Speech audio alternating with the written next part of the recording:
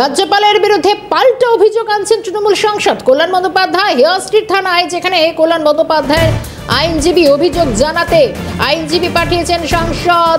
গতকালই কল্যাণ বন্দ্যোপাধ্যায়ের বিরুদ্ধে হেয়ার স্ট্রিট থানায় এফআইআর করা হয়। এফআইআর করেন রাজ্যপাল। ফৌজদারি মামলায় রাজ্যপাল সিভি আনন্দ বোসের এবার রাজ্যপালের বিরুদ্ধে পাল্টা অভিযোগ, সংঘাত একেবারে চরম পর্যায়ে পৌঁছে গিয়েছে। হেয়ার স্ট্রিট থানায় ফৌজদারি মামলা করেন রাজ্যপাল সিভি আনন্দ বোস। এবং যে আবার জানা যাচ্ছে এই মুহূর্তে দাঁড়িয়ে অভিযোগ জানাতে আইনজীবী পাঠিয়েছেন সাংসদ কল্যাণ বন্দ্যোপাধ্যায়, অর্থাৎ জল গড়িয়েছে প্রায় বহুদূর পর্যন্ত। অভিজিৎ প্রামাণিক রয়েছেন আমাদের সঙ্গে টেলিফোন লাইনে। অভিজিৎ, একটু জানতে চাইবো একেবারে সংঘাত কোন পর্যায়ে পৌঁছেছে, আবার পাল্টা অভিযোগ এবার কল্যাণ বন্দ্যোপাধ্যায়ের। দেখো শর্মিষ্ঠা, তোমাকে জানাবো যে তৃণমূলের সাংসদ কল্যাণ বন্দ্যোপাধ্যায় তার আইনজীবী ক্যাশির থানায় অভিযোগ যে সিবি আনন্দ বোসের নাম থানায় অভিযোগ দায়ের করেন।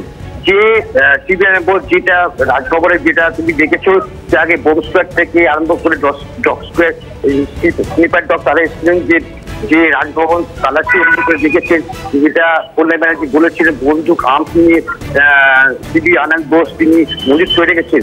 তার পরিপ্রেক্ষিতেই তার আইনজীবী কল্যাণ ব্যানার্জির আইনজীবী থানায় অভিযোগ দায়ের করতে এসছেন যে গোটা বিষয়টা পুলিশ তদন্ত করে দেখুক এবং ভালো করে যে রাজভবনের ভেতরের মধ্যে যে এবং অস্ত্র যে মজুদ করে রাখা আছে গোটা বিষয়টা তদন্ত করে দেখার জন্য তারা অভিযোগ দায়ের করতে এসছেন।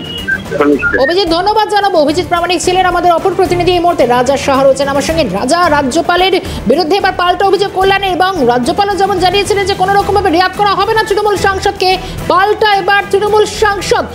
ঠিক কি অভিযোগ আনা হচ্ছে? অভিযোগ পরে আসুন। রাজা রয়েছে আমার সঙ্গে অনিয়ার।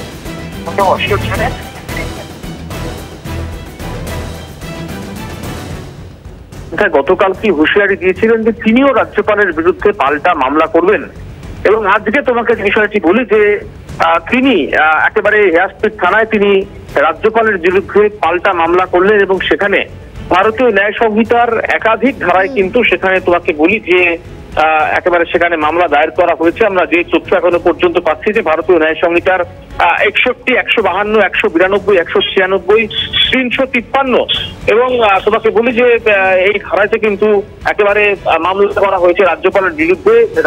রাজ্যপাল সংঘাতের আগে আমরা দেখতে পেয়েছিলাম, আর এবার কল্যাণ বন্দ্যোপাধ্যায় শ্রীরামপুরের সাংসদ, তার সঙ্গে রাজভবনের যে একটা দূরত্ব তৈরি হয়েছে, আমরা তার একটি মন্তব্যকে কেন্দ্র করে গতকালকে আমরা দেখতে পেয়েছি যে একেবারে সরাসরি কল্যাণ বন্দ্যোপাধ্যায়ের বিরুদ্ধে রাজ্যপাল নিজে থানাতে অভিযোগ দায়ের করেছেন, এবং আজকে পাল্টা অভিযোগ দায়ের কিন্তু রাজ্যপালের বিরুদ্ধে করলেন একেবারে কল্যাণ বন্দ্যোপাধ্যায়।